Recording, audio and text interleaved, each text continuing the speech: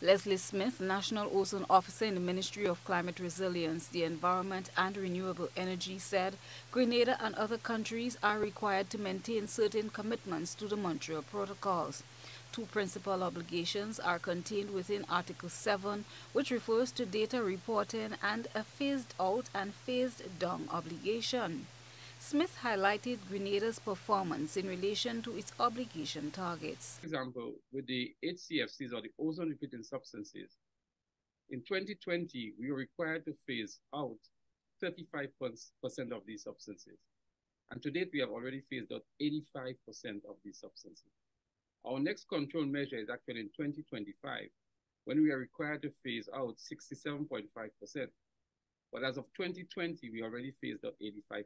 So we are several years ahead of the Montreal Protocol schedule. So there are two classes of substances that we are currently phasing out and phasing down. So the ozone depleting substances, we are currently phasing them out, and we have up to 2030 to completely phase them out. And another group of substances that we refer to as greenhouse gases or controlled substances, we have until 2045 to phase down 80% of these substances. So the National Ozone Officer indicated that the next set of substances that are required to phase down through control measures kicks off in 2024. Smith shared some recommendations on what individuals, organizations, and companies can do to assist in the protection of the ozone layer.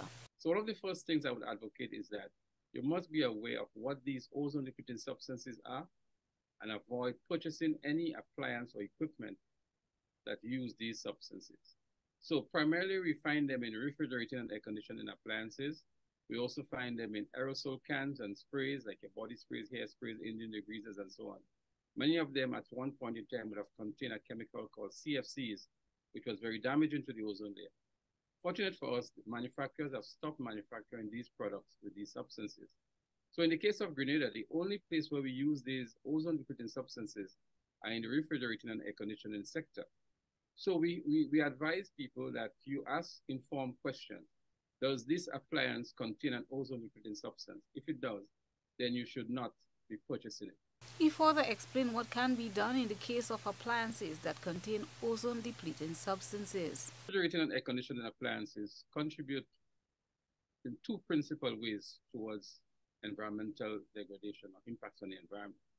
One is with the refrigerants that are used. Many of them are ozone depleting substances and greenhouse gases.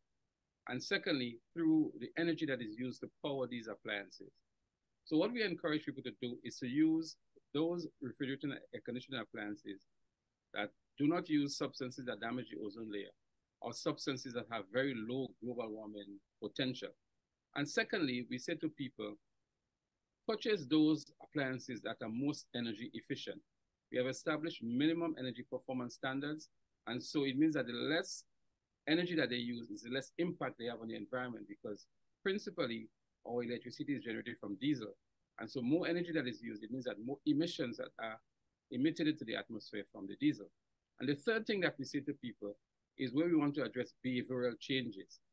Setting your air conditioners at the right temperature, turning them off when they're not in use, constructing buildings that do not rely heavily upon air conditioning.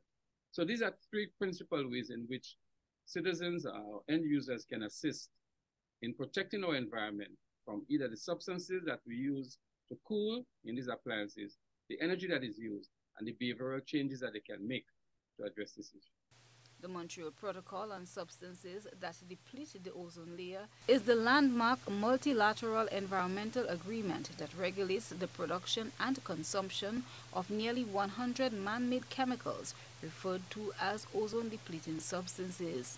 World Ozone Day was observed on September 16th under the theme, The Montreal Protocol, Fixing the Ozone Layer and Reducing Climate Change.